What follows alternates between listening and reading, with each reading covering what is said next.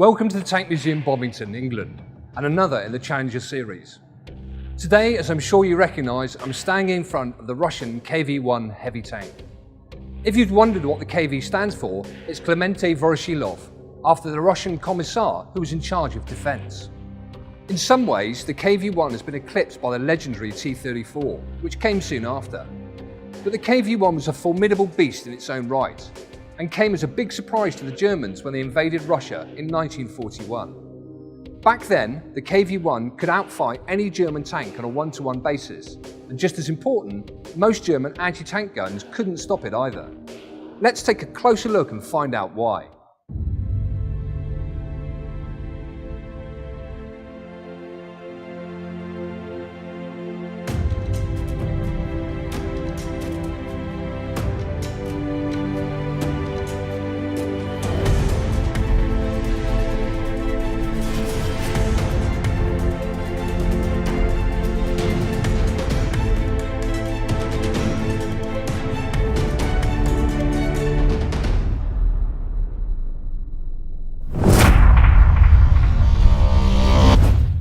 There's no substitute for thick armour, and the KV-1 has plenty of it, between 75 and 90 millimeters on the hull front and the turret, depending on the variant.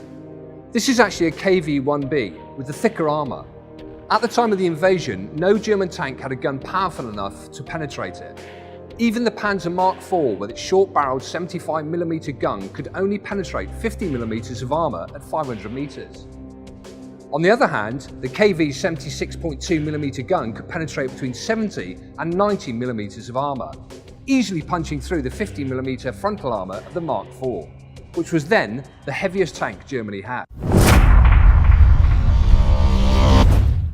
To give you the true measure of this tank on the battlefield, in August 1941, barely 2 months after the first attack, a column of the German 8th Panzer Division drove into a well-planned ambush by 5 KV-1s near Leningrad.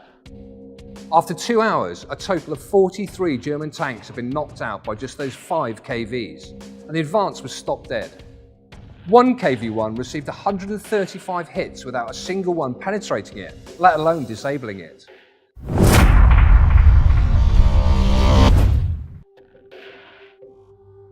Despite this, the KV-1 was not a completely good tank, mainly because the crew arrangement was not ideal. There were 5 crew in total.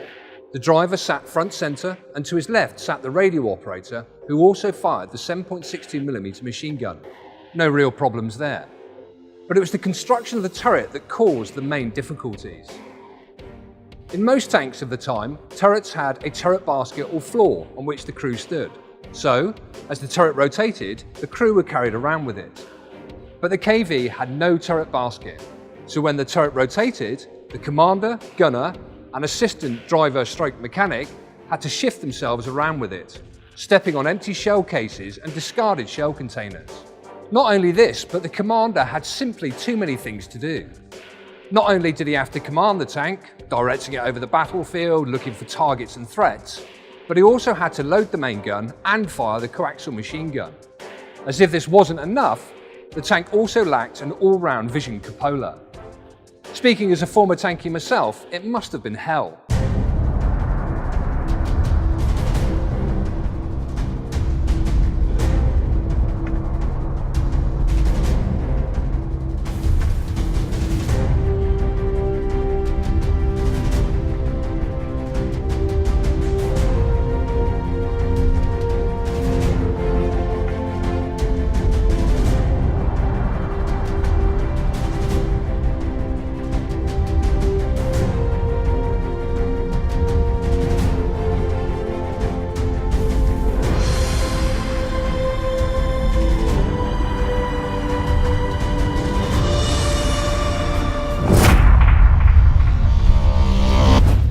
But the gun itself was good. The 76.2mm ZIS-5, almost identical to the gun fitted to the T-34. Right from the start, there was a variant of the KV-1 which was known as the large turret KV, but later redesignated the KV-2. It was built as a breakthrough tank or bunker buster and mounted a 152mm howitzer that could punch through 72mm of armour at 1500 metres. A truly terrifying sight on the battlefield. and just as good as the KV-1 at soaking up enormous punishment.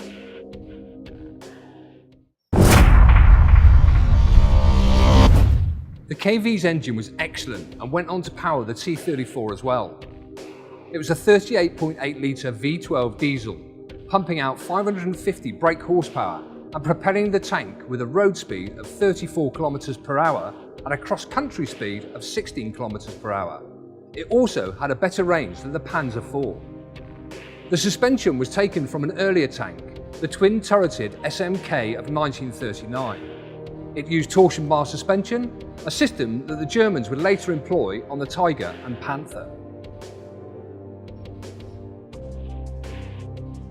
But good though all this was, the tank was just too heavy and got heavier as the need for more protection grew. As the weights went up, the tank became slower, and the army argued that the T-34 was really the sort of tank which the mobile warfare in Russia demanded. After all, it had the same gun, so could deal just as much damage, and it could move faster. Plus, its sloped armour, whilst not as thick as the KV's, was still highly effective.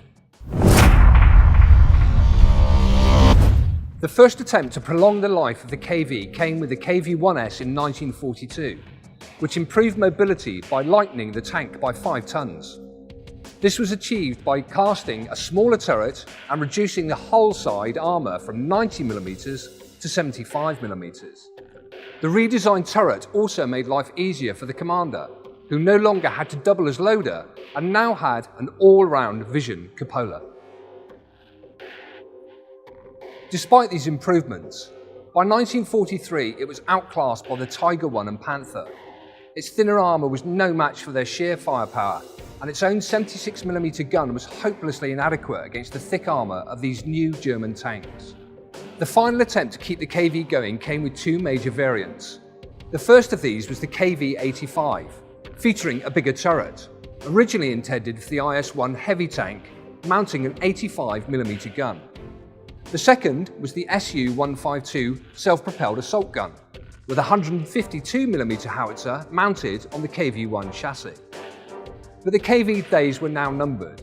The new IS series of tanks would be better in every way. Nevertheless, it should not be forgotten that for the first 18 months of the invasion, the Germans had nothing to match it. Its ability to soak up and shrug off hit after hit while steadily returning fire with its 76 earned it a formidable reputation.